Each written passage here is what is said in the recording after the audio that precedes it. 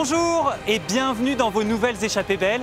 Je suis très heureux de vous accueillir dans ces paysages magnifiques. Je marche actuellement dans les steppes de Mongolie, un pays qui fait rêver tous les voyageurs et que nous allons partir découvrir ensemble. Pour moi, la Mongolie, ce sont d'abord ces grands espaces vierges. Ce pays est grand comme 3 fois la France, mais il ne compte que 3 millions d'habitants. C'est la densité de population la plus faible au monde, moins de 2 habitants au kilomètre carré. Et c'est justement à la rencontre de ces hommes et de ces femmes que j'ai décidé de partir. Qui sont-ils? Quels sont leurs rêves? Et comment font-ils pour préserver leur mode de vie au XXIe siècle? Eh bien, pour le savoir, je vous propose de prendre votre sac à dos et vos chaussures de marche et de partir avec moi à la découverte de cette destination considérée comme l'une des plus spectaculaires au monde. Parés pour l'aventure? C'est parti!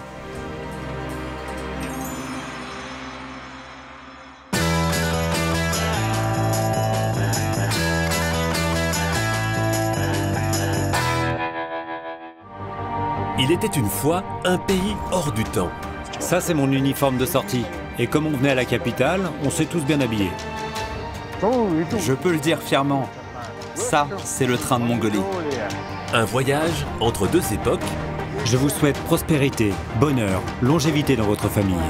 Aujourd'hui, c'est l'époque des médias. On reçoit des informations grâce à Internet et le Wi-Fi. Je l'ai toujours avec moi. Ah, mais d'accord! Oulan-Bator est une ville très moderne. Le Nadam nous rappelle nos traditions. Et un héritage bien vivant. Ça y est, c'est parti! Chers téléspectateurs, téléspectatrices, la première course de la journée est lancée! Pour Ismaël Khalifa, des rencontres. En allant dans la taïga, au nord du pays, j'ai rencontré mon maître. Elle m'a vu et m'a dit que parce que j'étais choisi par les esprits, je devais devenir chaman. Fortes en émotion. Protéger ces troupeaux de chevaux rares et les voir grandir me rend vraiment heureux. Eux, ils pourraient tout à fait vivre sans nous de façon indépendante. Mais nous, nomades, on ne peut pas vivre sans les chevaux. En Mongolie, Ah, ça y est, on est rentré dans la steppe là. le mot voyage reprend tout son sens. Le chant diphonique s'inspire des bruits de la nature. Il imite le son du ruissellement de l'eau, le hurlement du loup. Les Mongols disent qu'après les épreuves, il y a le bonheur. On va être au paradis, tu vas voir. Ça y est, avec mon copain, j'ai réussi. Pour notre plus grand plaisir. Merci pour tout, Igbat. Merci.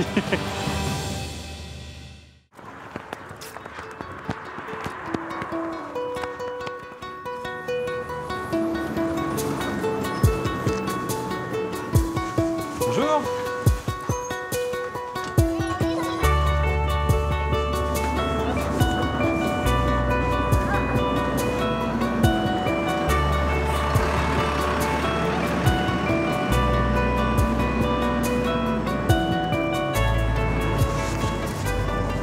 Alors, on est où? Ah non, mais c'est impossible de se repérer là. Ah. D'accord, ok, donc on a 2 arrêts, ok. Merci. Hé, hey, t'es mignonne toi.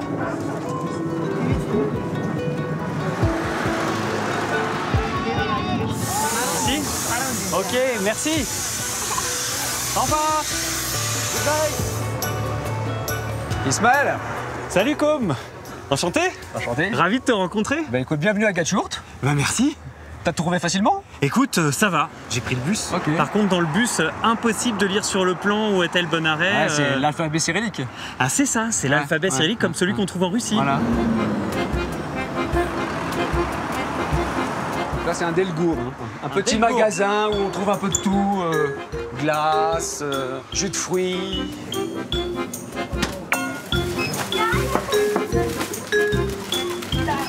Bon, moi, je prends les bastos.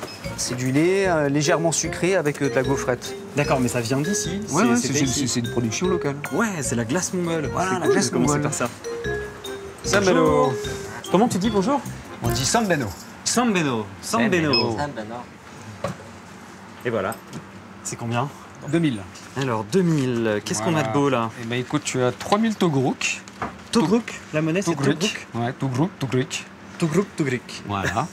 Et qu'est-ce qui représente les billets là? Ça, en fait, c'est la tête de Chinggis Khan, quoi. Ah, tu dis comment toi? Chinggis Khan. Chinggis Khan, c'est vrai que chez nous on dit plutôt Gengis Khan. Ouais, en plus ça s'écrit avec un G, quoi. Voilà, Ok. tu vois, c'est ce qui confirme. Ok. Chinggis Khan, d'accord. Voilà. Et c'est la grande figure mongole lui. C'est le héros national. Zah Bayate.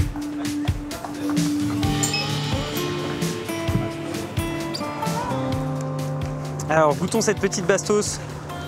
Voilà. Ah, mais c'est délicieux.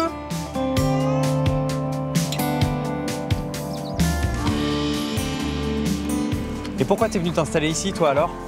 Avant, j'étais trapéziste volant. Ah ouais? J'ai fait l'École nationale supérieure des arts du cirque, à Châlons-en-Champagne. Et un jour, je suis passé à côté du fil. J'ai fait 8 mètres de chute. Ah oui, donc, quand même. ouais, quand même. Donc j'ai eu pas mal de chance et je me suis dit, je me fais un break. Je vais prendre mon sac à dos, je vais en Asie, puis je vais voir ce qui se fait dans les centres de formation aux arts du cirque. Mon premier pays a été la Mongolie. Et là, du coup, j'ai un coup de foudre. Et surtout que j'ai réussi à être professeur de trapèze volant au cirque d'État de Mongolie pendant 1 an. À la même époque, j'ai rencontré Guérel, qui est devenue ma femme. Ah oui, donc double coup de foudre. Double coup de foudre. Bon, j'imagine que l'accident, ça devait être dur, mais finalement, ça t'a permis de changer de vie aussi. Du coup, tu rebondis, quoi. Il a fallu rebondir, quoi. Ah, t'as bien rebondi. Voilà. Une femme, un nouveau métier. 2 enfants. Un nouveau pays, 2 enfants. Eh oui, 2 gamins. Et voilà la maison. Et voilà la maison. Ah, et voilà Et le donc, deuxième Guérel. coup de foudre. Salut! On fait la bise ici? Oui, c'est bon? Salut Guérel. Alors, ça s'est bien passé, ton voyage? Je suis un petit peu fatigué, mais écoute, quand t'arrives dans ce décor, Ah oui, ça, c'est tu retrouves le sourire tout de suite. Hein. Où est-ce que t'as appris à parler français comme ça, Guérel? Moi, je fais les cours de soir de français en Mongolie à l'Université nationale. Et après, je suis partie en France. Ok. Et j'ai passé presque 1 an à Annecy. À Annecy? Oui. Mais tu sais que partout où je vais, je rencontre des Annéciens et des Hauts-Savoyards. Il doit y avoir un truc qui nous relie partout dans Le le monde monde. est petit. Bon, bah, je pense que la vue demain matin au petit déjeuner, elle sera sympa. Oui. Ah, bah, Hein? c'est Et super. surtout que ta chambre, elle est au 2e étage. Ah, d'accord. Elle est là. Bon, voilà. On va rentrer dans la chambre.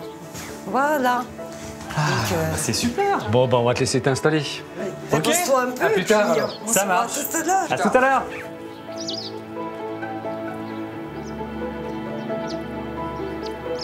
En Mongolie, à peine sorti des villes, la nature et ses couleurs s'imposent. Des immensités sauvages, rigoureuses. Plus on descend vers le sud, et plus les terres deviennent arides, et plus l'eau est un enjeu crucial. Dans le désert de Gobi, où les rivières se perdent dans le sable, c'est une question de survie pour les nomades et leurs troupeaux.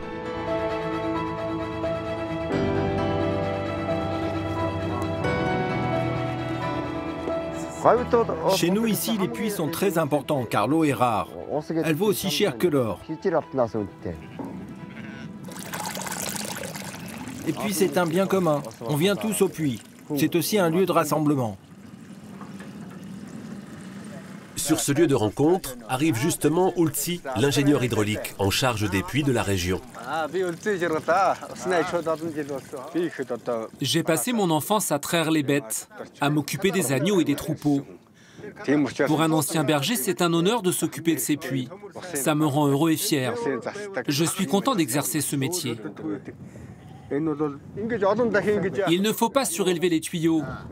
On va les poser au sol. Le travail d'Ultsi a le mérite d'améliorer radicalement la vie des éleveurs. Voilà, c'est mieux comme ça. Il y a 30 ou 40 ans, on tirait l'eau à la main avec ce genre de seau.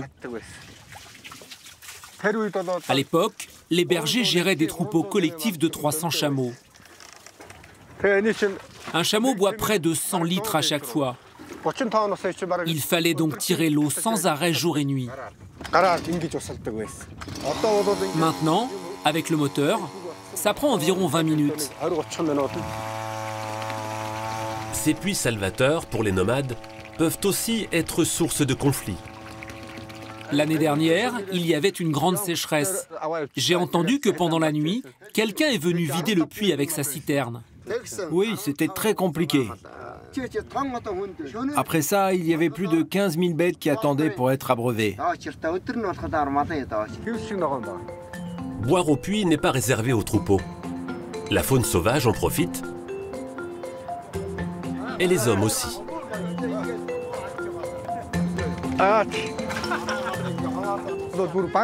Ces gens ont grandi sur ces terres, aux alentours. Ils reviennent ici après de longues années. Ils viennent chercher la bénédiction auprès du puits de leur enfance. Chez nous, Mongols, on dit que lorsque l'on est malade, il faut retourner sur notre terre natale pour guérir en buvant l'eau de chez soi.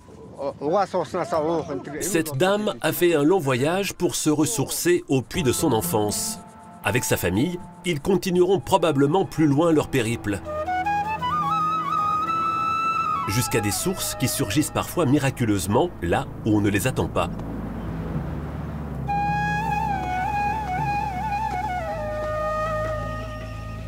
De minuscules filets d'eau que les Mongols vénèrent.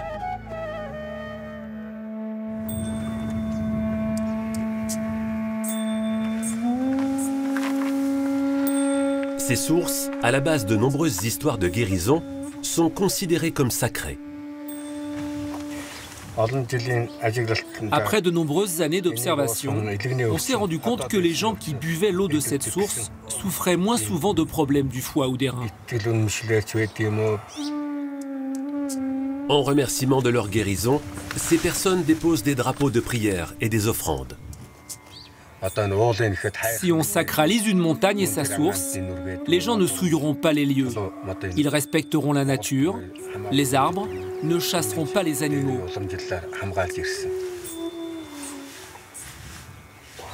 Près d'une source sacrée, on ne doit pas se battre, se quereller, s'insulter ou tuer du bétail à côté de l'eau. C'est totalement interdit.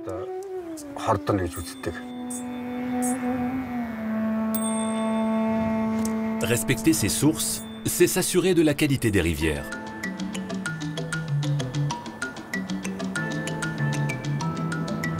L'Orkhon s'écoule au cœur d'une vallée classée au patrimoine mondial de l'UNESCO. Ici, l'eau est chargée en minéraux en raison du passé volcanique de la région. Les visiteurs boivent ces eaux pour soulager leurs maux de ventre et pour prévenir des rhumatismes, ils sont prêts à s'en imprégner.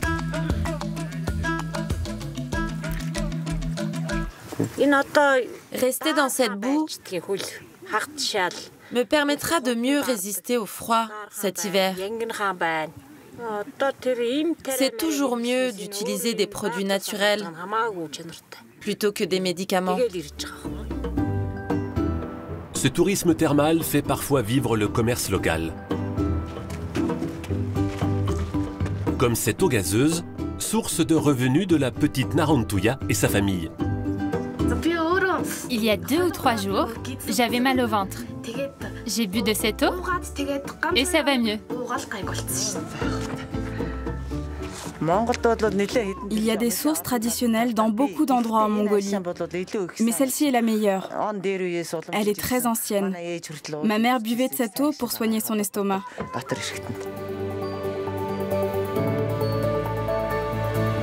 Aujourd'hui, le développement économique et l'activité minière menacent les fragiles cours d'eau mongols.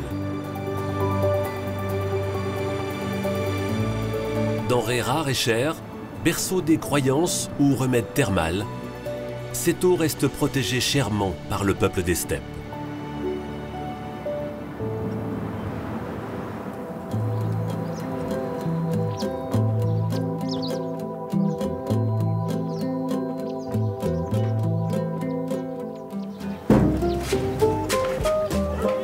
Voilà. Oh Ismaël, qu'est-ce que tu fais là? On a décidé de faire une portion de rivière. En canoë là, comme ça? Tu veux venir? Ah bah bien sûr. Là je te présente mon fils. Salut. Bonjour. Comment tu t'appelles? Je m'appelle Tengiz. Enchanté Tengiz. Et Tengiz va venir avec nous pour amener le camion. Et il est superbe ton petit camion là. Bah oui, c'est le WAZ quoi. C'est un véhicule russe qui à la base était militaire. C'est un véhicule simple en mécanique, relativement haut sur pattes. 4x4 et à l'intérieur c'est très spacieux quoi. Bah écoute, il a vraiment un look, il a un style inimitable quoi.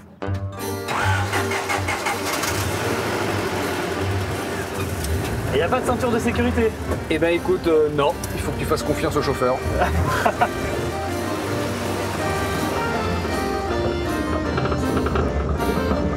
Il est génial ce petit camion. Hein. Ah, il passe partout. Et ça donne vraiment l'impression qu'on part en expédition. Elles sont sympas les rues du centre-ville, hein? Ça bouge. Ouais, bah tu vois, c'est l'aventure au coin de la rue ici. Là, on traverse Gaturde.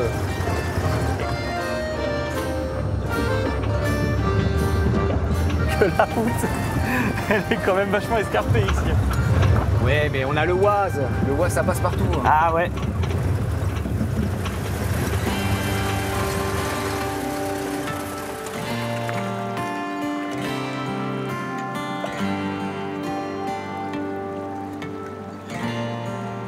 Je peux t'aider là? Ouais, il faut que tu te mettes comme moi, voilà. Tu mets ta tête dedans et tu le poses sur tes épaules. Voilà. Pas sur ta droite. Sur ma droite. Voilà. C'est facile, j'y vois rien. Ouais, et bah tu peux lever aussi le canoë hein, pour voir. Et on va jusqu'à la rivière. D'accord.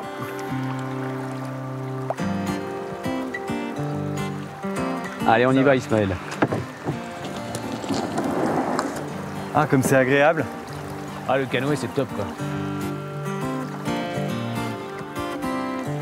Ah, on est bien là, il y a une bonne sensation de glisse sur le canoë. Hein. En fait, c'est comme si on regardait un gigantesque travelling. Oui, c'est vrai, on a l'impression d'être dans un siège de cinéma et de regarder le paysage qui défile autour de nous, quoi.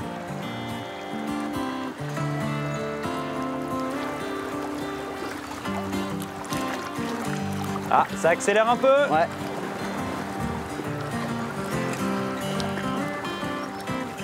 C'est bon. Et regarde les chevaux là-bas.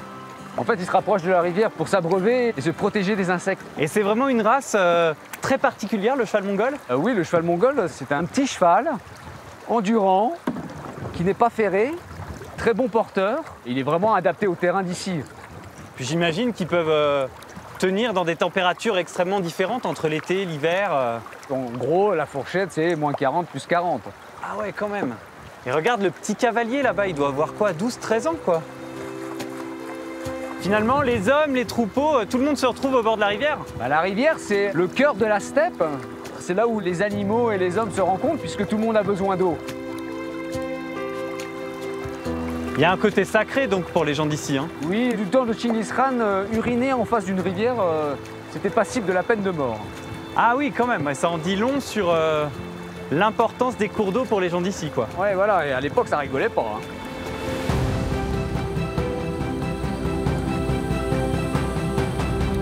Bah, je crois que mon voyage pouvait pas mieux commencer. Hein. Tout de suite plongé dans la nature sauvage. Un très bon début.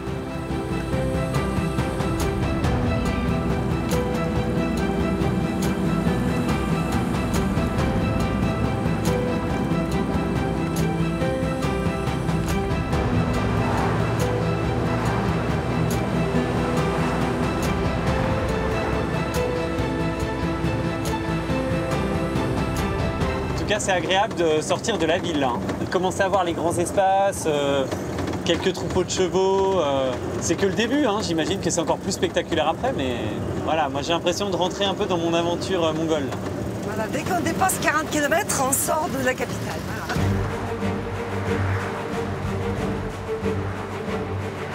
Il y a une statue là-bas. Voilà la fameuse statue de Chinggis Khan. Elle fait combien de mètres de hauteur? Elle mesure 40 mètres de haut. C'est la plus grande statue équestre au monde. Et puis elle jaillit comme ça au milieu de la steppe.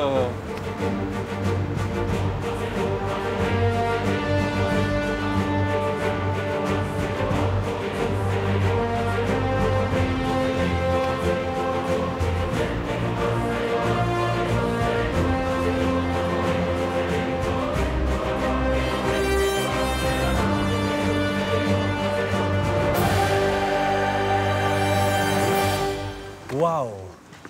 Impressionnant. Hein. Ah ouais, vu d'ici, c'est vertigineux. Hein. Puis en plus, on peut monter sur la tête de cheval. Ah oui, il y a des petites têtes qui dépassent, il y a des gens là-haut. Plus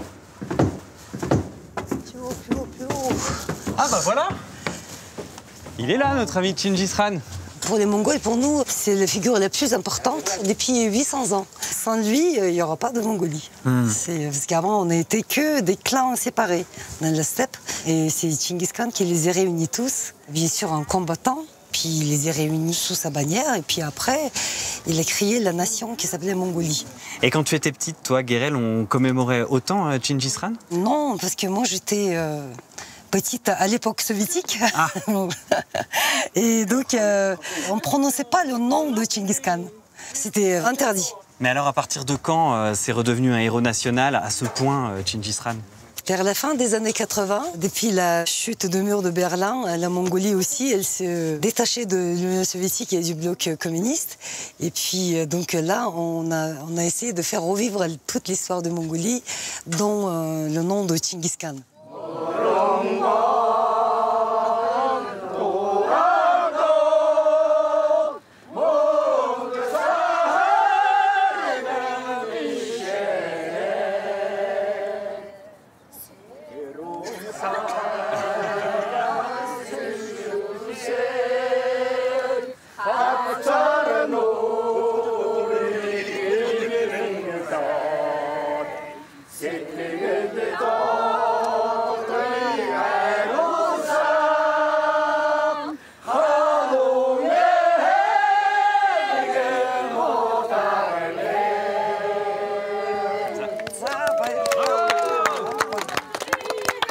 Vous êtes venu de très loin, vous avez fait combien de kilomètres pour venir voir la statue? On a fait 1000 kilomètres pour se retrouver. On était ensemble à l'école dans la promotion de 1979. Ça fait 40 ans. Et on a choisi cette chanson qui parle des steppes, des paysages et surtout de l'amitié.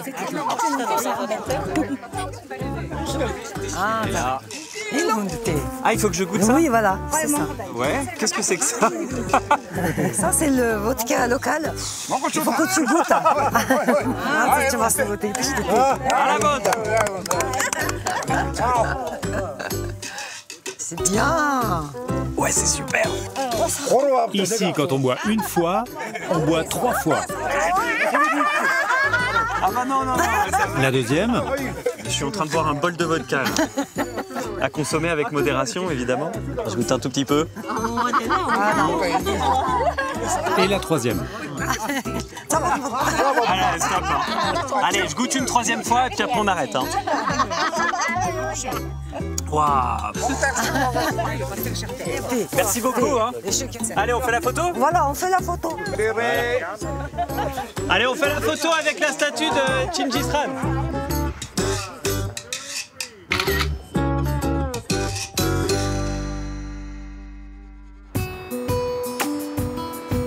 Enclavé entre les immenses territoires russes et chinois, l'ancien empire mongol conserve des traces de la domination soviétique.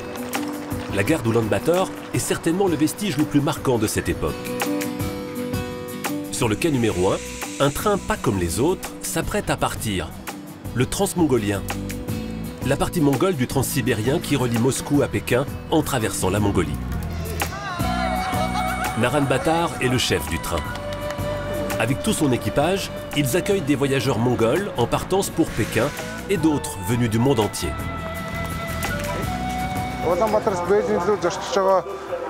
Notre train entre Oulan-Bator et Pékin est nickel.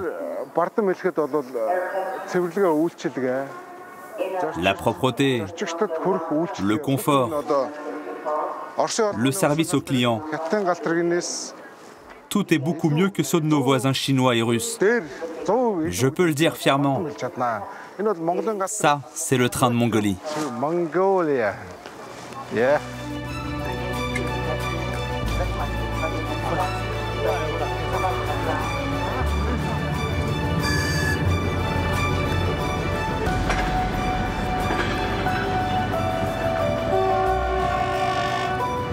Deux fois par semaine, le Transmongolien effectue le voyage entre les capitales mongoles et chinoises en 30 heures environ.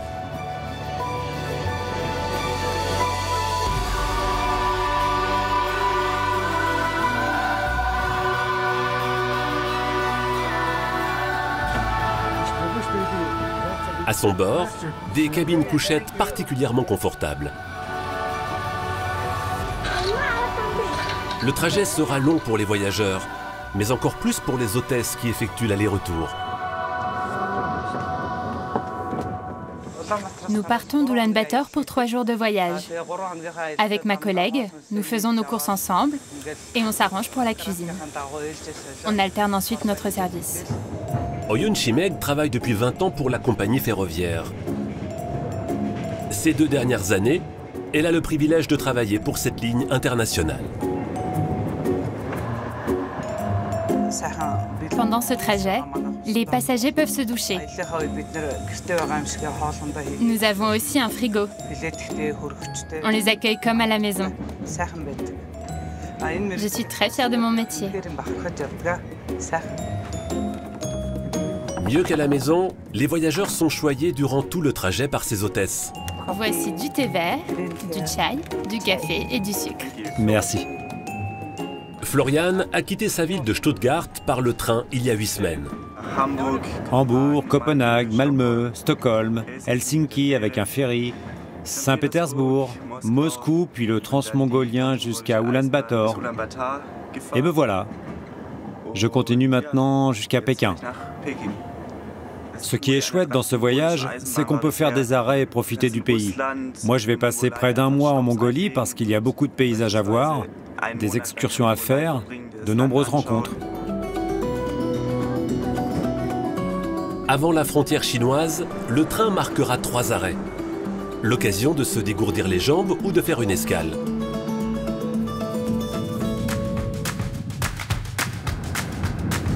Cette rame est toute nouvelle.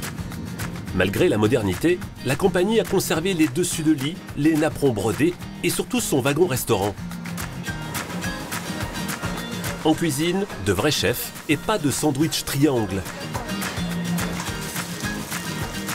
Oddval sert ses petits plats depuis 30 ans à bord du transmongolien. Je sers beaucoup de voyageurs étrangers et j'en suis très contente. Notre cuisine est délicieuse. Il le faut bien car les gens viennent manger 2 à 3 fois par jour. Maya et ses amis sont partis de Moscou. Elle voyage jusqu'au terminus de Pékin.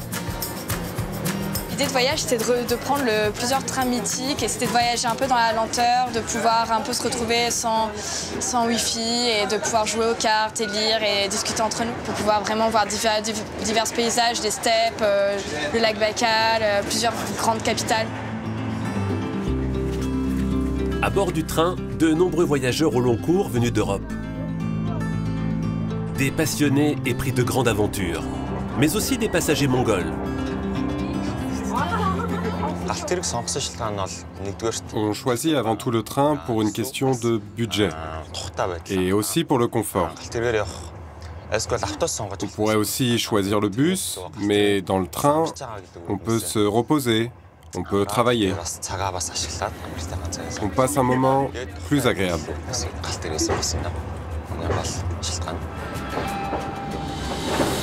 Les voyageurs traverseront le désert de Gobi, passeront toute la nuit dans le train et rejoindront Pékin le lendemain.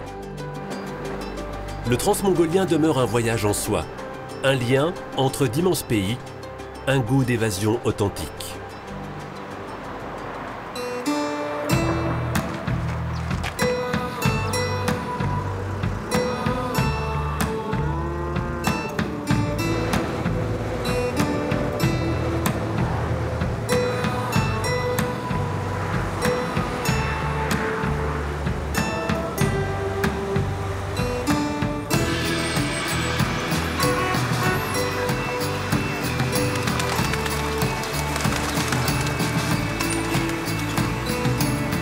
Ça me fait très plaisir de venir découvrir Ulaanbaatar avec toi, Guérel. Moi aussi, j'aime beaucoup ma ville. Je suis née ici. Ah oui.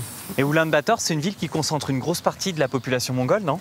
Ici, il y a 1 500 000 habitants. C'est la moitié de la population de Mongolie. On va visiter Gandan, c'est le plus grand temple bouddhiste de Mongolie. Parce que la religion majoritaire en Mongolie, c'est le bouddhisme. Ah oui. Mais il y a un truc qui m'interpelle parce que tu m'as dit que toi, quand tu étais né, c'était un pays communiste, la Mongolie. Alors est-ce que vous aviez le droit de pratiquer votre culte comme aujourd'hui? À l'époque, malheureusement, c'était interdit par notre gouvernement communiste. En fait, il ne fallait pas trop se montrer. Mais tout le monde faisait ses prières en cachette.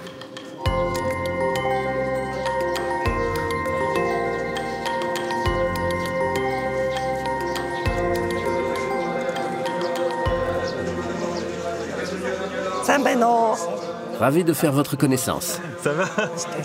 Je m'appelle Ismaël. Moi, Bassan Toktor, ou Baska. Baska, toi tu es moine ici depuis longtemps? Je suis arrivé ici à l'âge de 7 ans. J'étais petit, mais c'était mon propre choix.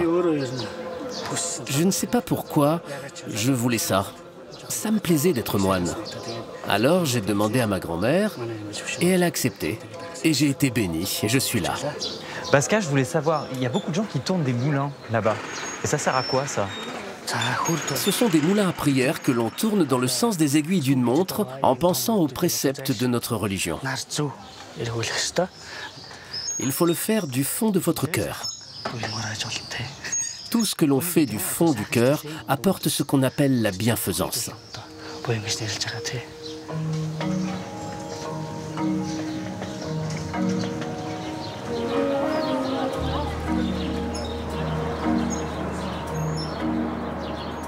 Et Baska, en vivant dans le temple, vous restez beaucoup entre moines ou vous êtes aussi connecté à la Mongolie, au reste du monde? Aujourd'hui, c'est l'époque des médias. On reçoit des informations grâce à Internet et le Wi-Fi. Les moines sont libres de communiquer. Ils ont des portables comme moi.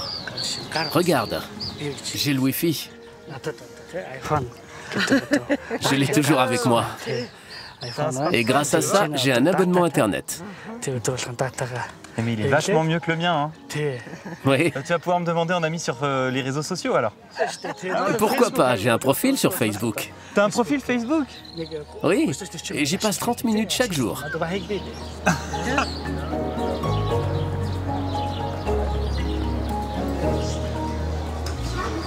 Oh là là! Mais elle est immense cette statue, Baska, elle fait quelle hauteur? La statue mesure 26,50 mètres de haut. C'est la statue de notre Dieu. Cette statue a été construite en 1911, mais en fait elle a été détruite pendant les années 30 par les soldats soviétiques qui ont utilisé en fait le matériel de la statue pour faire des balles, pour faire les tanks pendant la Deuxième Guerre mondiale. Après la chute du mur de Berlin, les troupes soviétiques ont quitté la Mongolie. Donc le gouvernement a commencé à parler de reconstruction. Ils ont commencé donc, à recueillir les dons, parce que pour faire la statue, il fallait beaucoup d'argent. C'est très impressionnant, ça crée beaucoup d'émotions de voir ça. Mais en plus, d'un coup, grâce à cette statue et à votre présence, moi je me connecte à votre histoire, à votre culte, à ce qui vous a fait. Et ça, vraiment, merci, parce que c'est un moment qui a beaucoup de sens dans ce voyage. Je suis très heureux que tu ressentes ça. J'espère qu'un jour tu reviendras en Mongolie. Eh ben écoute, dès que j'ai envie de revenir, je t'envoie un message sur Facebook alors, Baska. Oui, envoie-moi un message. Pas de souci.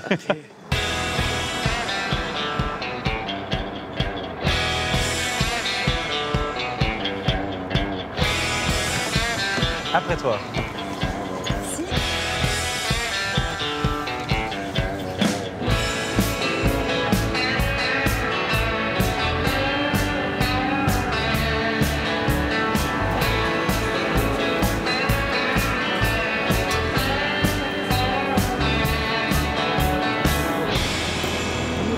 Et ça, c'est notre Parlement.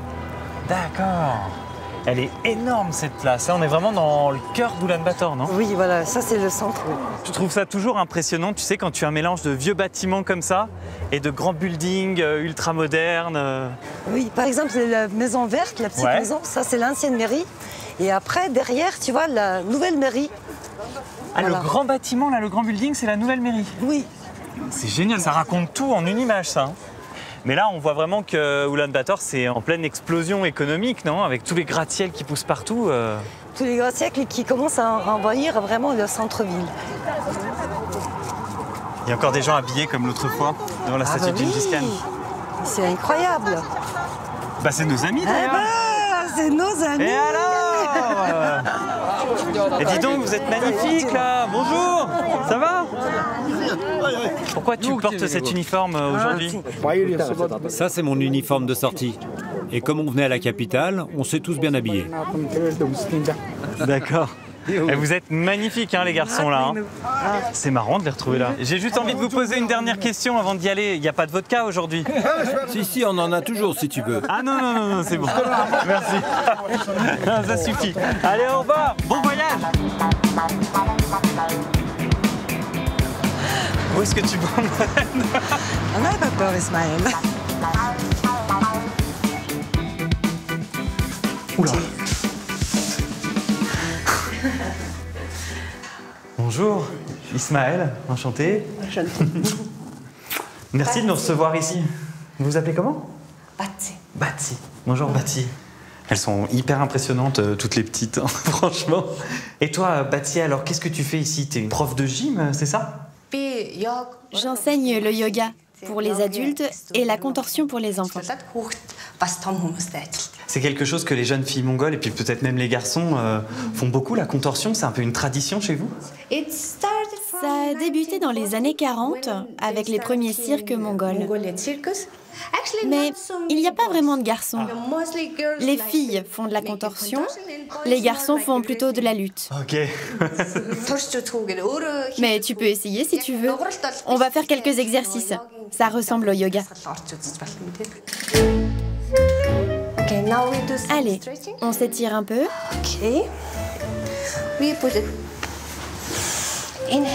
On tire sur le corps et on expire.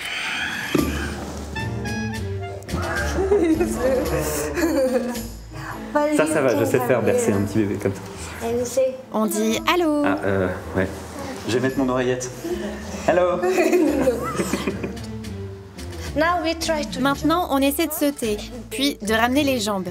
D'accord, ok, alors attends. Comme ça. Saute. La plupart des contorsionnistes sont soit souples, soit fortes. Ici, en Mongolie, on est les deux. C'est la raison pour laquelle des spectacles comme le Cirque du Soleil ou le Lido font appel à nous. Le Lido à Paris, alors? Tu as vraiment fait des salles dans le monde entier, alors? Merci. Il y en a un qui rend la photo un peu moins sympa, je pense.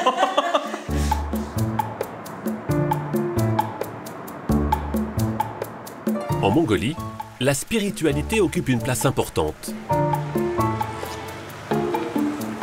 Pour autant, une bonne partie des Mongols ne pratiquent aucune religion, mais ont des croyances plus anciennes. C'est le cas de ce couple de commerçants, Mika et Otna. Pour les gâteaux, je te mets des paquets de 4 et de 6. 3 grands et 2 petits. Ils tiennent leur stand de confiserie depuis près de 2 ans au cœur d'Oulan-Bator. Mais pour Mika, c'est une activité à mi-temps. La petite famille s'est installée en périphérie de la ville, dans un quartier yourte aux abords d'une forêt. Vivre plus près de la nature, ce n'est pas un choix anodin pour Mika. Son vrai métier, c'est chaman.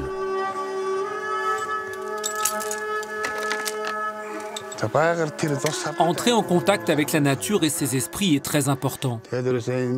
Si les humains abîment l'arbre, dégradent la terre, les esprits se mettent en colère. Cette colère peut provoquer le mal. Les gens peuvent tomber malades et peuvent même trouver la mort.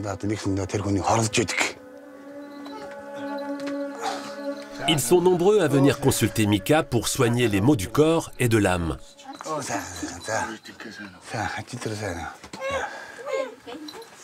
Alors, comment ça va? Bah, pas très bien. Je suis allé à l'hôpital, mais ils ne trouvent pas de remède. C'est pour ça que je suis venu te voir. Ce soir, Mika tentera de soigner l'arthrose de cet homme grâce à un rituel chamanique. Ces pratiques spirituelles, parmi les plus anciennes au monde, interdites sous la période communiste, ont pourtant failli disparaître des coutumes mongoles. En vérité, cela ne s'est jamais arrêté complètement. Il y avait beaucoup de gens qui officiaient en secret. Par exemple, il y en avait beaucoup qui pratiquaient dans les montagnes dans la taïga au nord du pays. L'un d'eux a été mon maître.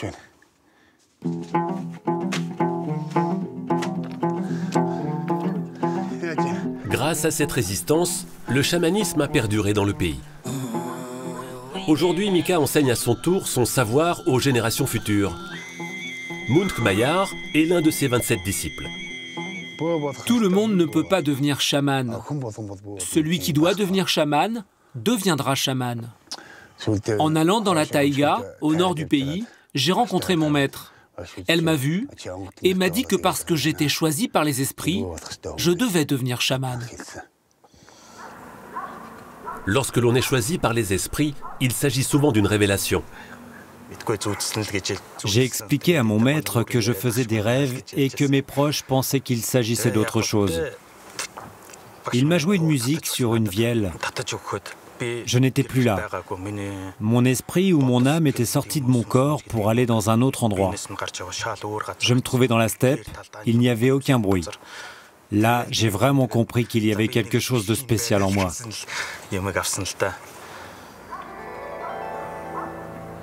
À la nuit tombée, Mika accueille plusieurs malades, dont l'homme souffrant d'arthrose. Pour l'occasion, une autre disciple l'accompagne. Maintenant, on va appeler l'esprit. C'est ce qu'on appelle Tavalga, l'appel à l'esprit. L'esprit entre dans le corps et mon âme le laisse libre. Il doit s'installer dans un corps sans âme pour accomplir lui-même le rituel. Après les bénédictions, au rythme des tambours, les chamans invoquent les esprits de leurs ancêtres.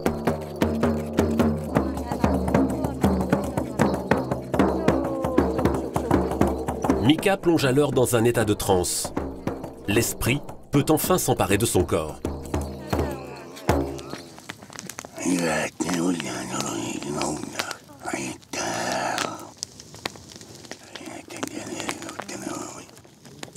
Otna est le touchik de Mika, son assistante. Elle veille sur lui pendant le rituel et traduit les volontés de l'esprit. Qu'est-ce qu'il faut dire ?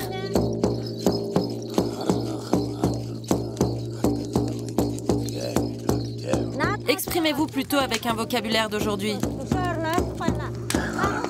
Il demande des offrandes et prodigue des conseils censés aider le malade. Faites des offrandes en direction de la montagne sacrée. Il dit d'offrir de la vodka noire.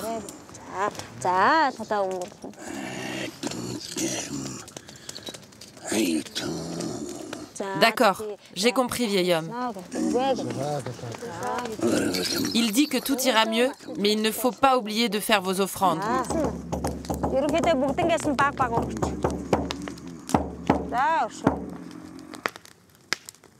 Au début, je n'étais pas sûre qu'il soit devenu chaman et qu'il possède ces pouvoirs conférés par les esprits. À cause de ça, quand je me mettais à côté de lui en tant qu'assistante, il m'arrivait de me demander s'il disait vrai ou faux aux gens. Et puis, il a libéré plusieurs personnes et les a soignées de leurs maladies, de leurs malheurs. Il a aidé des personnes alcooliques à arrêter de boire. J'en suis très reconnaissante. On vous remercie, vieil homme. Vous pouvez maintenant partir et libérer votre place auprès de la chaleur du feu.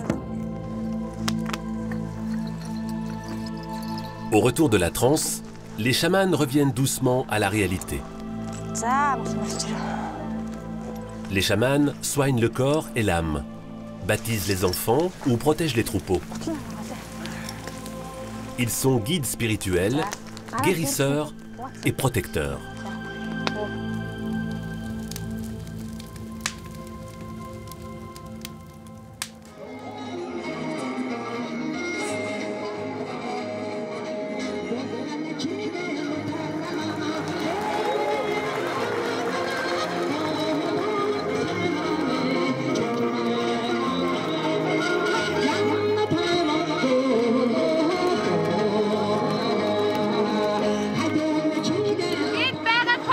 C'est fou, cette effervescence autour du Nadam. Oui, c'est fou. Pendant 3 jours, l'été en juillet, c'est vraiment fou. Le Nadam, c'est la plus grande cérémonie de l'année. Nous célébrons notre indépendance et nous mettons à l'honneur les 3 sports les plus populaires. La lutte, le tir à l'arc et la course à cheval. Ah oui, donc pour vous, c'est à la fois comme le 14 juillet pour nous, et en même temps, c'est les Jeux Olympiques mongols, c'est ça?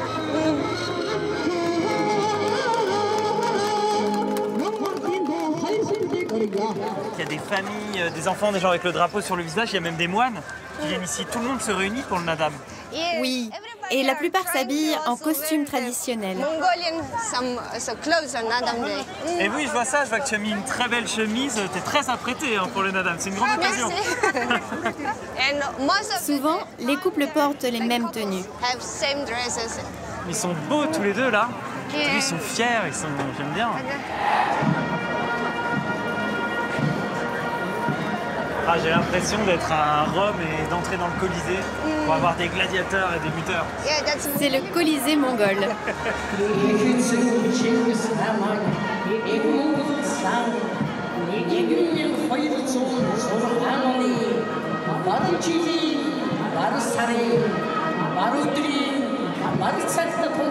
Bati, quand tu étais enfant, tu venais voir le Nadam? Oui, je venais chaque année avec mes parents. C'était incontournable.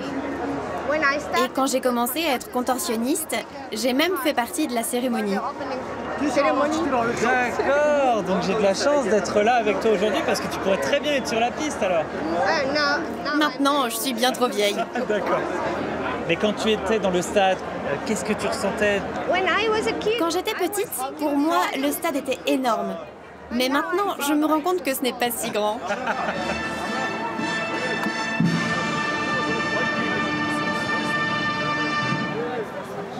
Je déclare les cérémonies du Nadam ouvertes.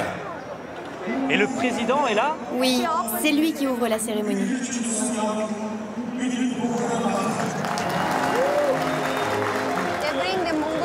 Regarde, ce sont les 9 bannières blanches du Parlement. Elles ont été acheminées à cheval et vont rester pendant tout le Nadam. À la fin, elles retourneront au Parlement. Ces drapeaux, c'était les drapeaux qui représentaient la Mongolie sous Gengis Khan? Oui, et même avant. Le bois vient des arbres de la montagne. La montagne où est né Gengis Khan. Et les fils blancs sont en crin de cheval.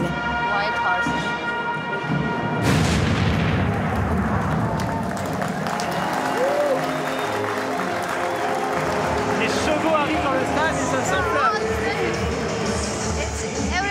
C'est important, parce que c'est une des fiertés mongoles.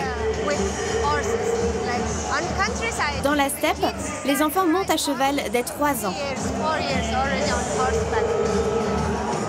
Donc là, les animaux qu'on voit défiler avec ces gens, ils sont là pour symboliser le côté nomade. Oui, mais tu sais, en réalité, il y a plein de gens qui ne connaissent pas le style de vie nomade. On est des citadins. Ulaanbaatar est une ville très moderne. Le Nadam nous rappelle nos traditions et notre ancien style de vie. Mais finalement, cette cérémonie, elle raconte un peu toute l'histoire de la Mongolie à travers tous ces grands symboles. Gengis Khan, le cheval, la vie nomade. Oui, tout est résumé en 1 heure. Ah, ça c'est pour toi là. Oh!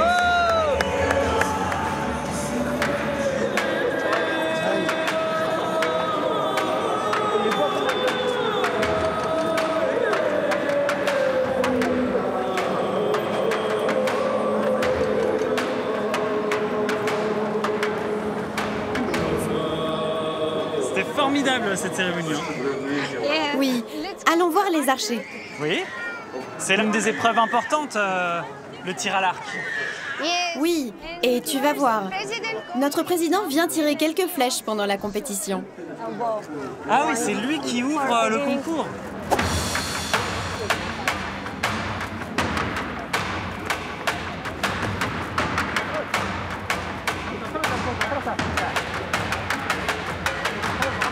C'est un sport ancestral. Les rois mongols devaient maîtriser 2 choses, monter à cheval et tirer à l'arc.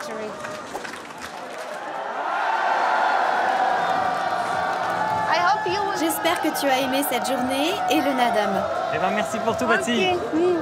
C'était un plaisir de te rencontrer. Ah oui, vraiment, c'était formidable. Merci beaucoup.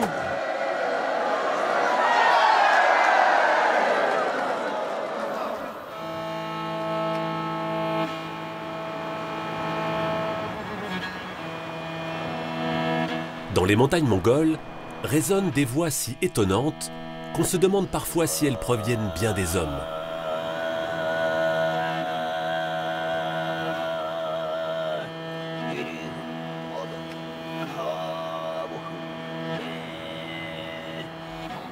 Ce son si particulier, c'est le chant diphonique.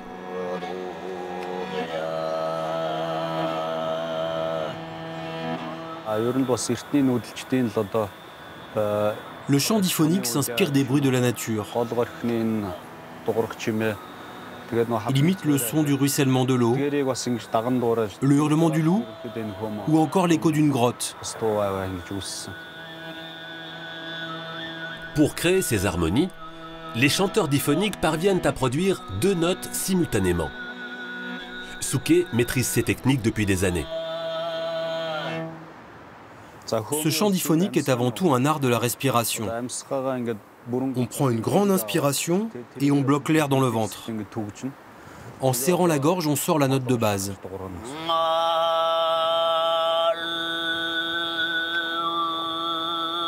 Ce son ne varie jamais. Il reste stable jusqu'au bout. Ensuite, en jouant avec la position de la langue, on peut faire des variations. Cela nous permet d'obtenir 2 notes en même temps.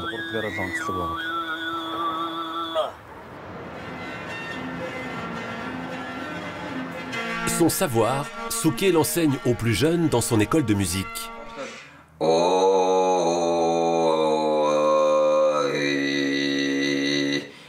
Je n'arrive pas à descendre plus bas. Oui, mais tu ne dois pas forcer.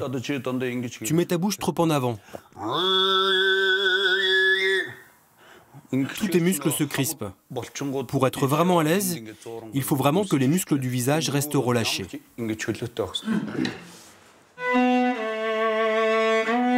Apprendre le chant diphonique peut se faire en plusieurs mois, avec plus ou moins de difficultés. Au début, je me suis dit que je n'y arriverais pas. Je devenais tout rouge, j'avais mal à la gorge, à la tête. Après 2 mois d'apprentissage, j'arrivais à produire quelques notes, puis en bougeant la langue, j'ai commencé à sentir que je créais une harmonie. Alors je me suis dit que j'étais sur la bonne voie. Pendant longtemps, les jeunes ne s'intéressaient pas à la musique traditionnelle.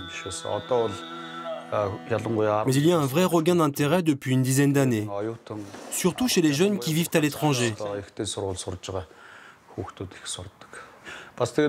Pour évoluer, on a tous besoin de puiser dans nos racines.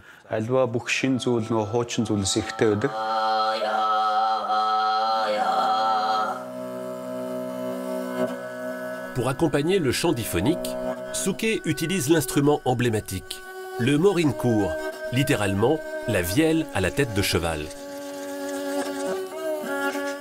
Avant d'être musicien, Souké est luthier. Il fabrique cette vielle depuis 20 ans. À l'époque de Gengis Khan, le manche de la viole pouvait être surmonté de toutes sortes de têtes d'animaux, suivant les régions. Sous la domination chinoise, l'instrument présentait un dragon.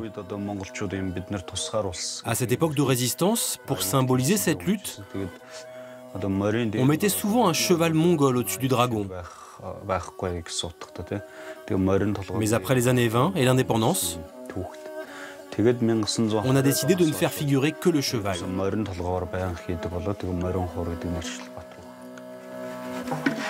Cette vielle est plus ancienne encore que Gengis Khan. Elle est née grâce aux nomades pendant leur partie de chasse. Certains chercheurs pensent que cette vielle vient de l'utilisation des arcs. Les archers ont remarqué le son produit par la corde et le sifflement de la flèche. Cela leur a inspiré l'idée de créer cet instrument. Souké est un musicien très demandé. S'il n'est pas dans son atelier ou dans son école, il court d'événement en événement.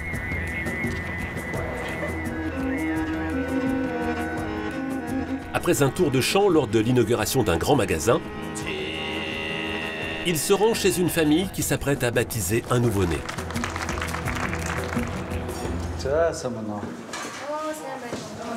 La musique traditionnelle est présente aux instants clés de la vie de chaque Mongol. Nous allons essayer d'élever les esprits de chacun présent ici grâce à nos emblèmes que sont le chant diphonique et notre vielle traditionnelle.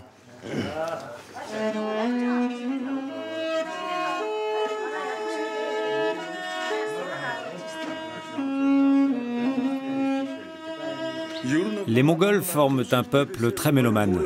Tous les aspects de la vie peuvent être symbolisés au travers des 2 cordes de la vielle. D'ailleurs, chaque famille en possède une à la maison. Cet instrument est d'ailleurs censé offrir bien plus que de la musique. Dans notre monde, il y a des esprits et des énergies positives ou négatives. Cet instrument a la capacité d'influer sur les ondes. Il permet de garder dans la maison les bonnes et d'en chasser les mauvaises. Grâce à Suke et sa musique, la petite Yesugun a droit à un beau départ dans la vie.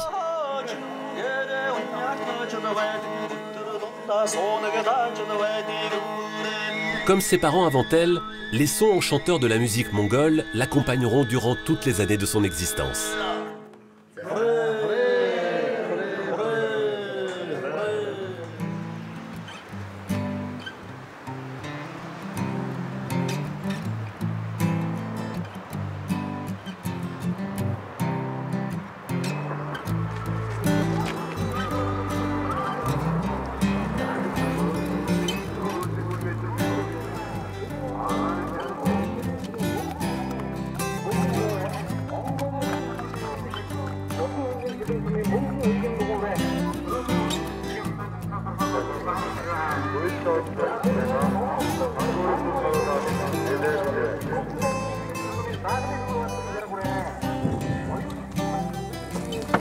Bonjour. Bonjour. C'est toi le papa du petit cavalier, Johra? Oui, c'est moi.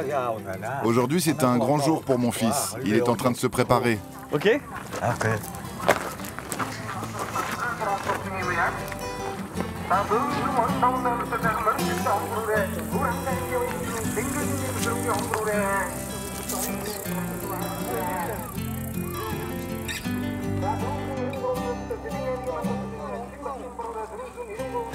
Bonjour. On le fait monter? Oui, c'est bon.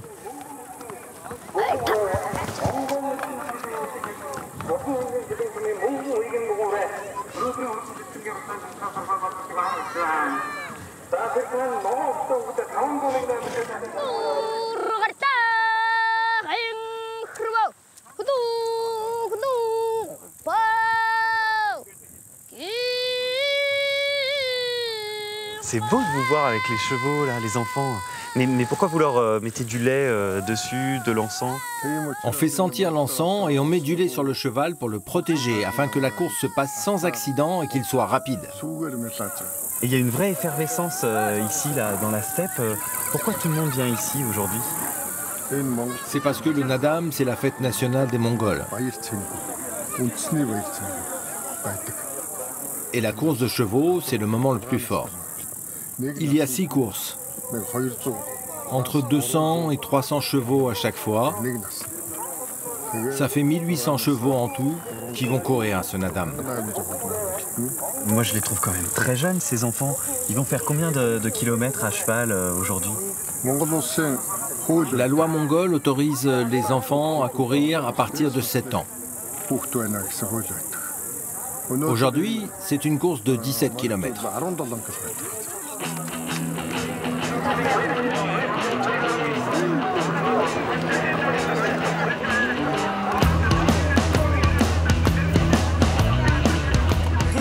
Chers téléspectateurs, téléspectatrices, le Nadam, célébrant le 2228e anniversaire de l'unification des clans mongols et le 98e anniversaire de la Révolution, est prêt à commencer.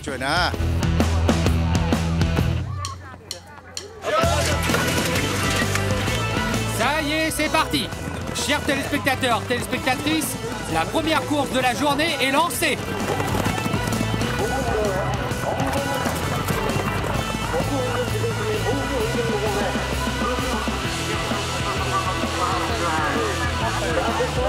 La jeune fille, elle regarde sur le téléphone, là.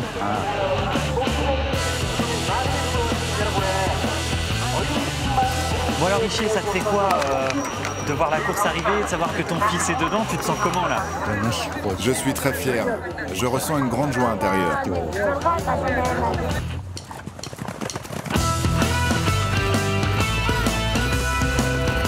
Attention, ils arrivent! Ils arrivent! Allez!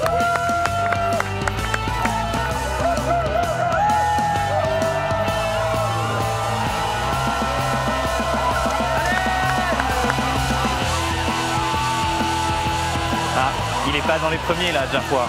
T'es un peu déçu de ne pas l'avoir vu arriver dans les 3 premiers? On est venu pour s'amuser, pour jouer. Donc il ne faut pas penser, c'est seulement le mien qui doit gagner. Le cheval et l'enfant arrivent en bonne santé, c'est ça la joie du Nadam. En tout cas, c'est une belle philosophie, je trouve, de dire que finalement tout le monde gagne au Nadam à partir du moment où les chevaux et les cavaliers reviennent tous en bonne santé. L'enclos du cheval gagnant est là-bas, c'est le bleu. Vas-y si tu veux.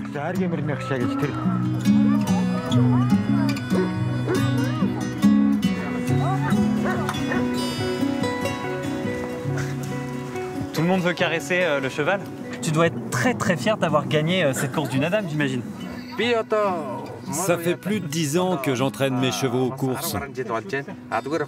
Avant, j'avais eu la 2e place. Et cette année, la 1re place au Nadam national. Donc je suis content. Et comment il s'appelle, ce beau cheval? Il n'a pas encore de nom, alors si tu veux, tu peux lui en donner un.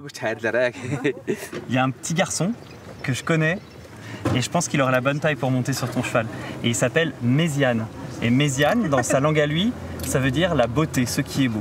Alors je pense que si tu es d'accord, tu peux l'appeler Méziane. Ok, d'accord. Ah bah tu vas faire un heureux là. Merci. Merci.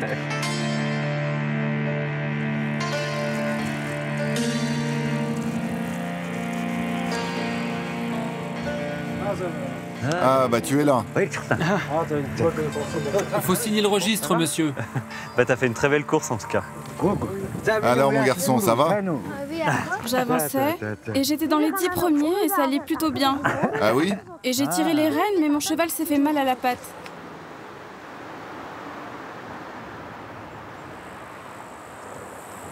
Le cheval s'est blessé, le vétérinaire s'en occupe. Tu étais bien placé. Oui.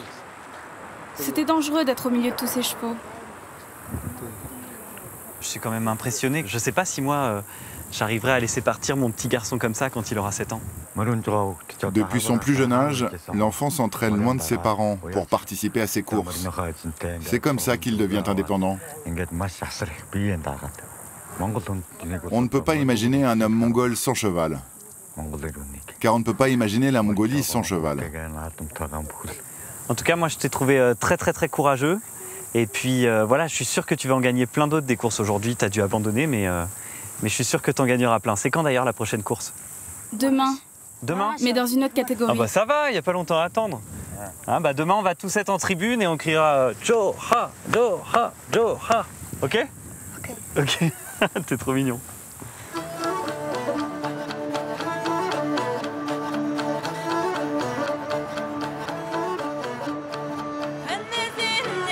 Pour les Mongols, l'été est une saison propice aux festivités. Et pas seulement celle du Nadam. C'est aussi la période idéale pour célébrer l'amour. En pleine vallée de l'Orkhon, c'est l'effervescence dans ce campement nomade. Chacun a sorti son habit de fête, c'est jour de mariage. Ganbayar, le futur marié, est accueilli avec tous les siens sur le campement de sa belle famille.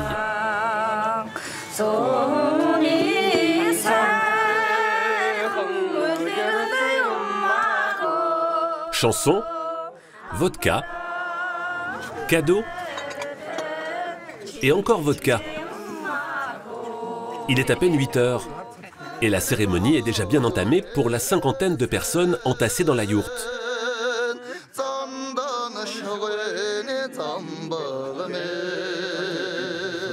Parmi la foule, il y a pourtant une absente de marque. La mariée. Asseyez-vous, restez encore. Et vers 10 heures, l'ambiance semble tourner au vinaigre. Nous allons faire une dernière chanson. Asseyez-vous, on fait les dernières chansons. Tout ceci n'est qu'un jeu. Les femmes de la famille du marié jouent en réalité un petit numéro bien rodé. Nous sommes venus pour demander la main de notre belle-fille. Nous avons déjà mangé et maintenant nous devons la chercher. Selon la tradition, elle doit se cacher quelque part sur le campement et c'est à nous de la trouver. Dans cette mise en scène, la grand-mère de la future épouse se doit de retarder le départ de son enfant. Pour cela, Toutes les excuses sont bonnes. Pour respecter la tradition, nous devons d'abord absolument finir les 3 tours de chant. Elles veulent partir trop tôt. C'est mon rôle de les retenir. Mais quand elle a le dos tourné,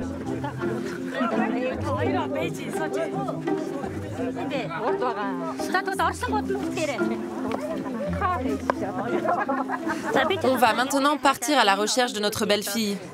Il y a beaucoup de yourtes, mais quelque chose me dit que c'est dans une de celles-là, là-bas.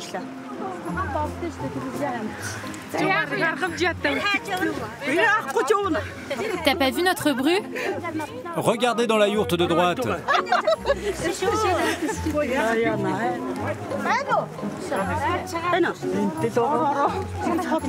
Dis-moi, est-ce que tu peux aller voir dans les yourtes du sud? Un enfant m'a dit qu'elle était là-bas. Oh non, il t'a menti. dans une yourte à l'écart, le groupe de femmes parvient enfin à trouver la jeune fille.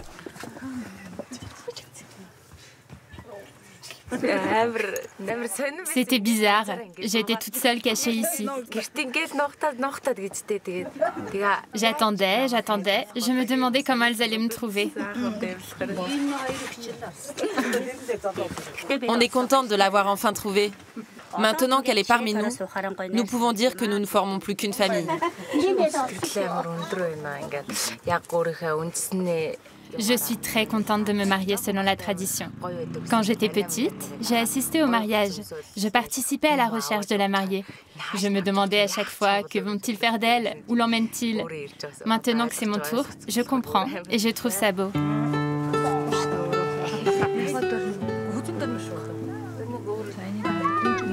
Isirgal enfile sa robe de cérémonie offerte par ses nouvelles tantes et cousines.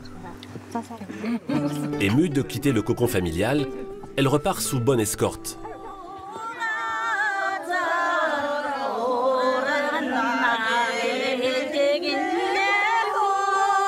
Ce rituel s'inspire du passé. Autrefois, les nomades enlevaient réellement leurs futures femmes dans les campements voisins. Isirgal, elle, se marie par amour.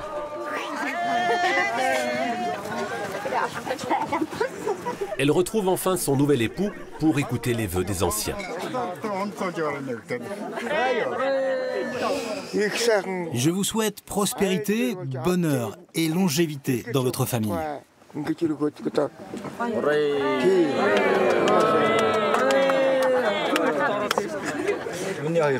Alors, mes deux chers enfants, je vous souhaite de fonder une famille nombreuse au point de confondre vos enfants et d'être riche au point de ne plus pouvoir compter vos juments.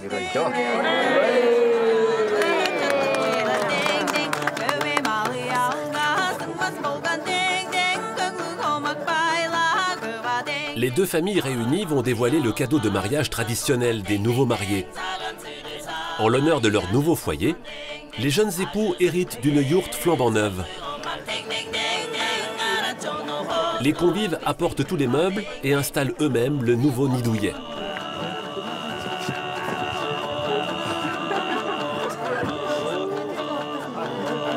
Les parents sont comblés. Nous avons 5 enfants. Ganbayar est l'aîné de nos garçons. Chez nous, Mongols, on dit que lorsqu'un enfant quitte le foyer, c'est une nouvelle maison qui se crée.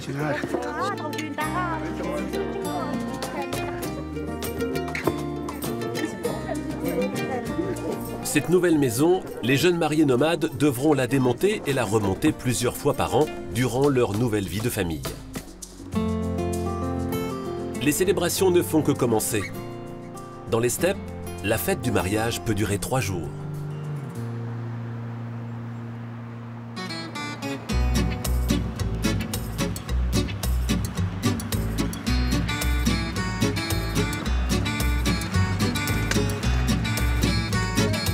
Salut les amis! Ça va? Bonjour. Hop là. Alors, ça va, vous allez bien? Oui, et toi? Ah, bah ça va très bien, j'arrive du Nadam. Waouh, comment ça a été? Eh bah écoute, c'était génial. Quelle grande découverte.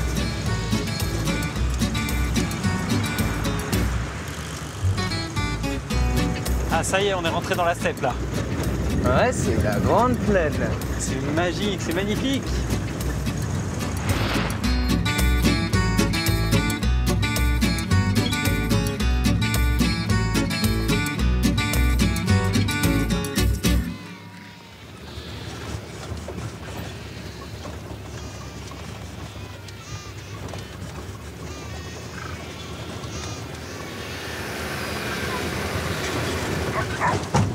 est arrivé, Ismaël. Bonjour. Ça fait du bien quand ça s'arrête, la piste. Hein. Bonjour. Bonjour. Ismaël, enchanté. Igbat. Bon, ben voilà, Ismaël, on te laisse dans les mains de notre ami Igbat, un nomade qu'on connaît depuis très longtemps d'ailleurs. C'est un peu la famille alors. Ah, c'est la famille, c'est la famille. Profitez bien de la steppe. Eh ben écoute, content de t'avoir Koum. croisé. Hein. Pareillement. Merci beaucoup. Profite Yael. bien. Allez, À bientôt. séjour. Oui. Oui, merci pour tout. Salut les amis. Salut Igbat. À bientôt. Salut Ismaël. Viens. Pose tes affaires là. Merci de m'accueillir à Igbat. Bonjour, c'est ta femme? Oui. Bonjour. Bonjour. On va sortir. J'ai beaucoup de choses à faire. Je vais te montrer le bétail. Ok, je te rejoins. Oh, un petit chat. À tout à l'heure. C'est parti?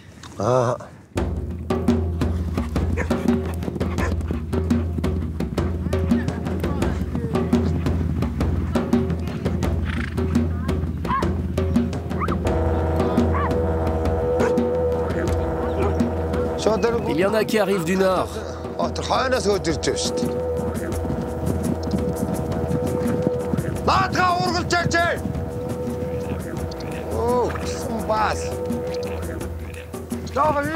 Ramène le troupeau par ici.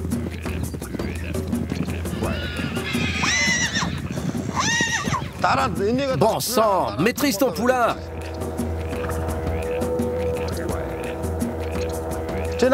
Ramène-le. Alors, t'as pas de force? Igbat, tu cherches à récupérer les poulains de ton troupeau là, c'est ça? Aujourd'hui, c'est le premier jour où on attrape nos juments pour les traire et faire le lait fermenté. Mais les petits poulains qui sont là, pourquoi tu les as isolés du reste du troupeau? En fait, on attrape d'abord les poulains pour attirer les mères. Eh oui, c'est une ruse. Mais je trouve que les enfants, ils sont très impliqués. Le petit garçon sur son cheval, là, il est tout jeune et déjà, il connaît tous les gestes. Oui, c'est mon fils. Ici, dès le plus jeune âge, on s'occupe des chevaux, des moutons et du troupeau.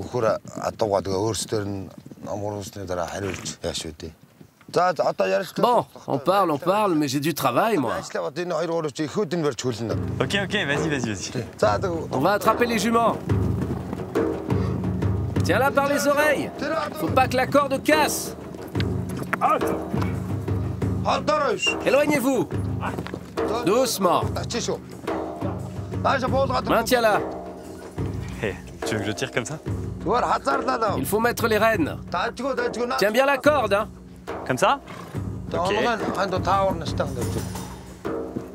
Je suis très à l'aise.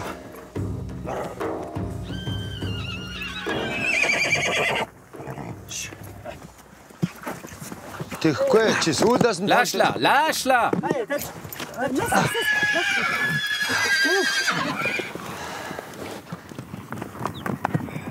Bon, t'es pas trop fatigué? Non, pas du tout. Je dois aller là-bas, j'ai encore du travail. Faut que j'aille préparer le mouton, installer la table. Puis, on va inviter les gens aux alentours.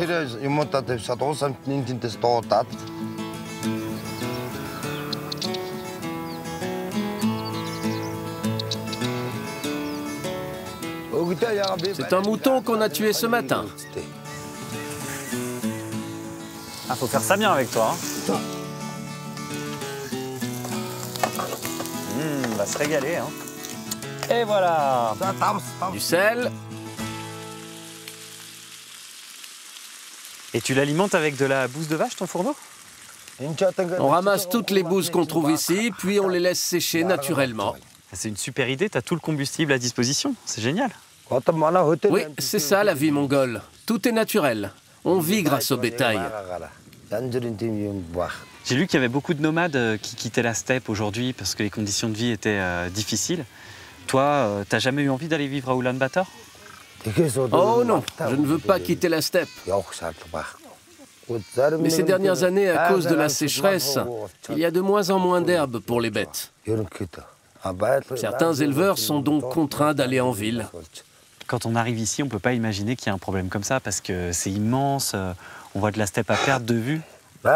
Tu sais, c'est la nature qui fait sa loi. Ah, on est bien là. Ah, qu'est-ce que c'est que ça? C'est du tabac prisé. Comme ça? Ah ouais. Ah, ça débouche le nez, ouais. Et tu sais que tu as beaucoup de chance, Sigbat, parce que tu as une maison avec vue sur la Tour Eiffel, et ça, à Paris, c'est très cher, hein, c'est impossible. Oui, je l'ai eu en récompense pour avoir fini premier à une course de chevaux. Bon, bah maintenant, tu penseras à moi quand tu regarderas la pendule. D'accord.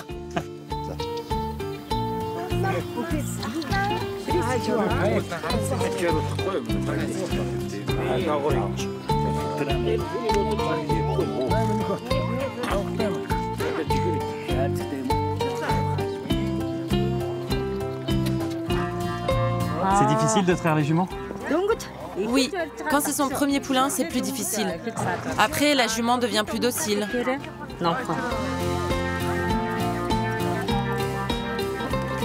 Qu'est-ce que tu fais là, avec le lait?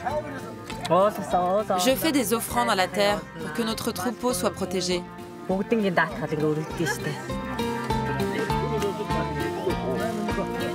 Ah, j'adore cette ambiance là en tout cas, hein. Le pique-nique avec vous tous au milieu des chevaux et des steppes, c'est parfait. C'est le jour de la grande fête des poulains. C'est une tradition dans la steppe. C'est très convivial. C'est le plat qu'on a préparé ensemble. Eh oui. Et t'as vu, ils ont l'air d'apprécier hein, notre mouton là. C'est nous les deux chefs. Regarde, tout le monde mange bien. C'est délicieux.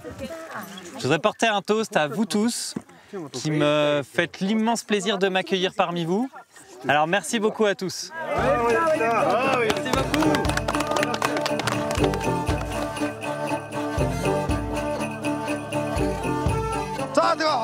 Éloignez-vous, laissez de la place.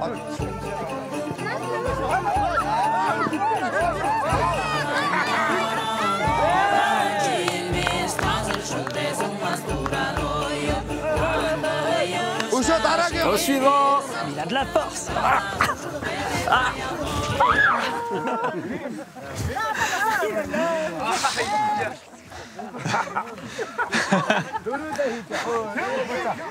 Comme ça.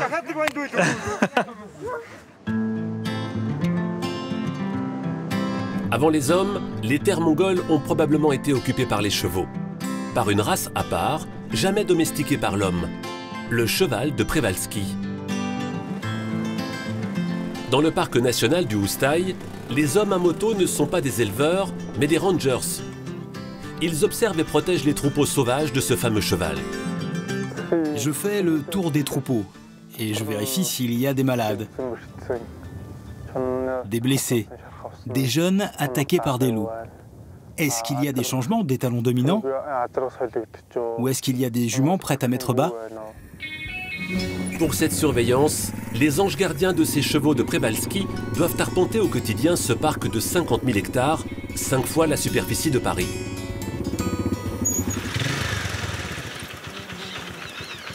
J'ai vu un poulain qui boite à cause de l'humidité dans l'autre vallée. Hier, j'ai vu aussi le second troupeau et le poulain de Yalma boite aussi. Ça doit être l'antérieur droit et ça a l'air douloureux. Le Przewalski alimente de nombreux mythes. Est-il l'ancêtre du cheval? Est-ce bien lui sur les peintures rupestres des grottes préhistoriques? Chassé pour sa viande, l'espèce avait totalement disparu à l'état sauvage. Les derniers spécimens ont été aperçus dans ces vallées en 1969. Le Przewalski survit finalement grâce à une poignée de chevaux présents en captivité et à différents programmes de réintroduction. En 2000, nous comptions 84 chevaux qui se sont multipliés. Et il y en a maintenant plus de 380. Aujourd'hui, nous n'en importons plus et nous nous contentons de missions d'observation. Nos troupeaux grandissent naturellement. On les considère donc comme une population sauvage. Protéger ces troupeaux de chevaux rares Et les voir grandir me rend vraiment heureux.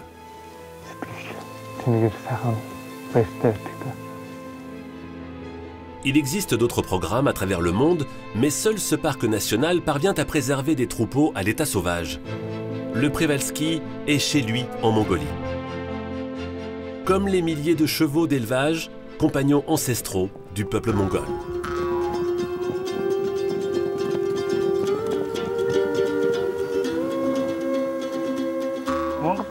Je ne peux pas imaginer la Mongolie sans chevaux. Sans les chevaux, c'est l'ennui. On se sent vide. Ici, dès que les enfants arrivent à marcher, ils commencent à jouer au cheval avec un bâton. Boro est un nomade reconnu dans la fameuse vallée de l'Orkhon. Élu meilleur éleveur de Mongolie en 2015, il possède 1800 têtes de bétail, dont 350 chevaux. Ces troupeaux vivent en liberté dans les pâturages verdoyants des steppes. Le cheval mongol a la peau épaisse. Il résiste à tous les climats. On peut le laisser vivre en liberté sans avoir à le nourrir. Chaque été, Boro et sa femme, Yenchma, coupent les crinières des chevaux castrés afin de les différencier de l'étalon du troupeau. On laisse la crinière seulement à l'étalon. Il l'agite pour effrayer les prédateurs, comme le loup, afin de protéger le troupeau. Moyen de transport, outil de travail, le cheval est aussi une des principales sources de revenus des nomades. On vend des chevaux, leurs crinières, la viande. Ils sont essentiels à notre quotidien.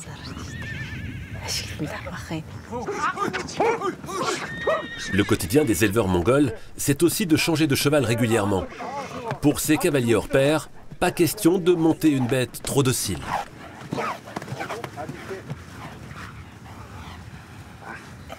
Tu veux le monter, Shania? Moi, je le monte pas. Boro et ses hommes choisissent aujourd'hui les montures avec lesquelles ils travailleront la semaine prochaine. L'occasion de montrer leur talent sur des chevaux fougueux et à peine dressés. C'est bon, vous pouvez le lâcher.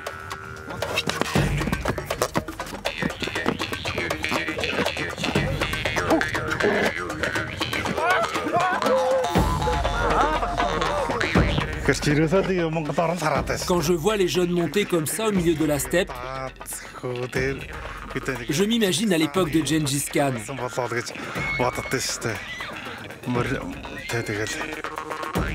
Ah, ça y est, il le maîtrise.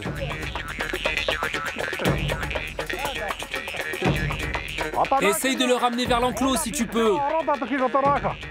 Eh, il tient pas mal, hein?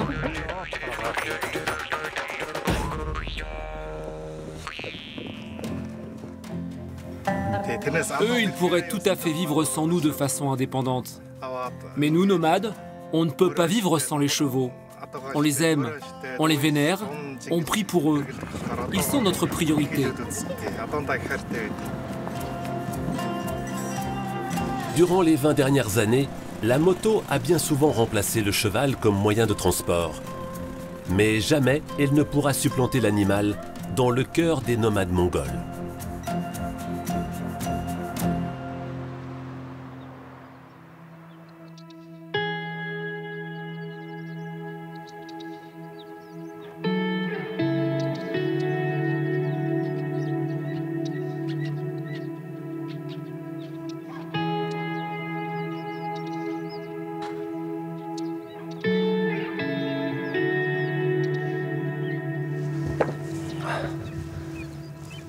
Il est où, mon copain?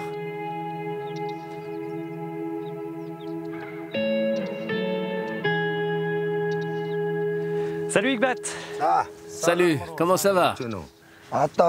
Aujourd'hui, je t'emmène aux dunes chantantes. C'est un endroit magnifique. On va prendre ma moto. Ok, ça marche.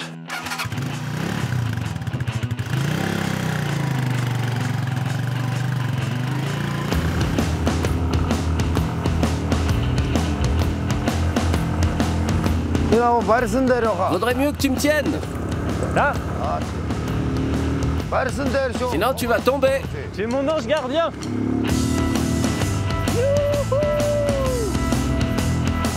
liberté, ça. J'aimerais bien rouler plus vite, mais le chemin est trop accidenté. Ah, tu vis vraiment dans un des plus beaux pays du monde, Iqbal, c'est magique. Merci. Ici, l'herbe a beaucoup poussé.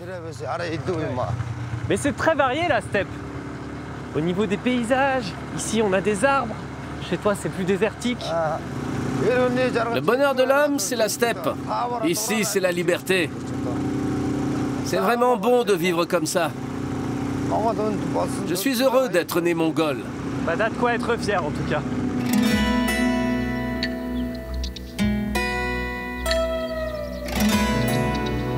Et la petite yourte là-bas.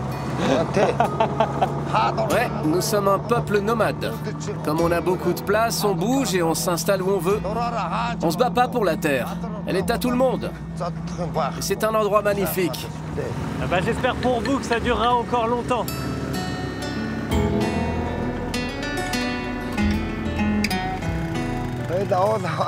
Ça, c'est un ovo. C'est notre lieu sacré qui nous protège. Les cailloux servent d'offrande.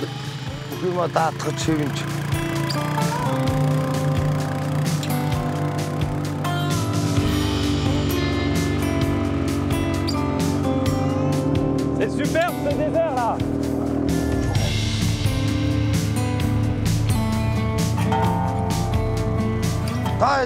Vous êtes sur des chevaux sauvages? Dressez-les bien, hein? Et on a tout Iqbal là, les dunes, la steppe, les chevaux, et nous en moto au milieu de tout ça. Nous, on va monter sur les dunes là-bas. Ça paraît petit, mais c'est très grand.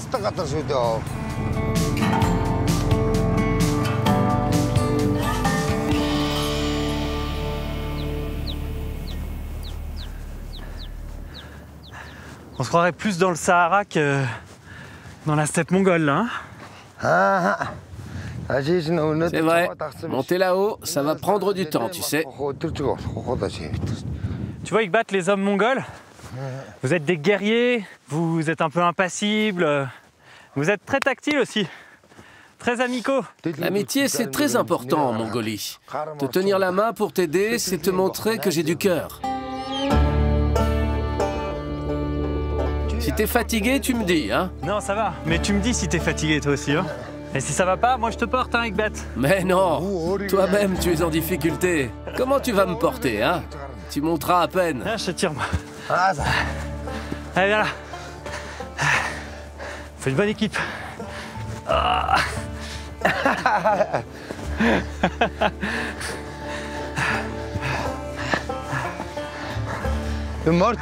Ah, si j'avais mon cheval. Regarde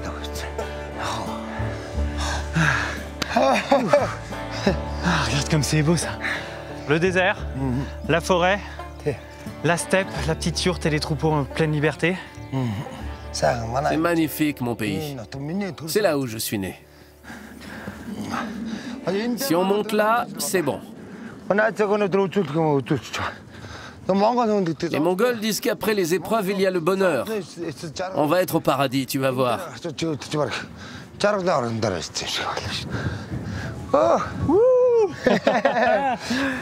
Ça y est, avec mon copain, j'ai réussi.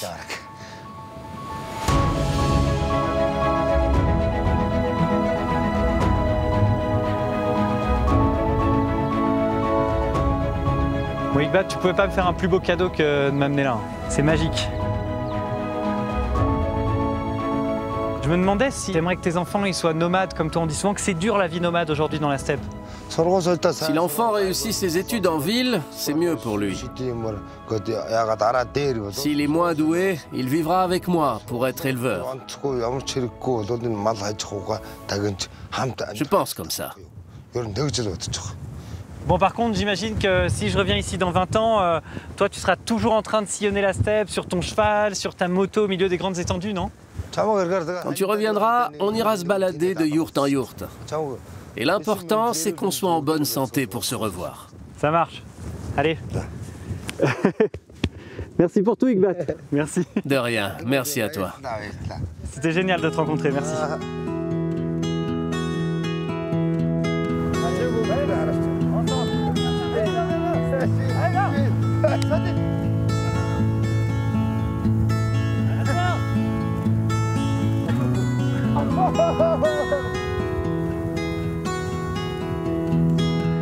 C'est ici que se terminent mes échappées belles en Mongolie.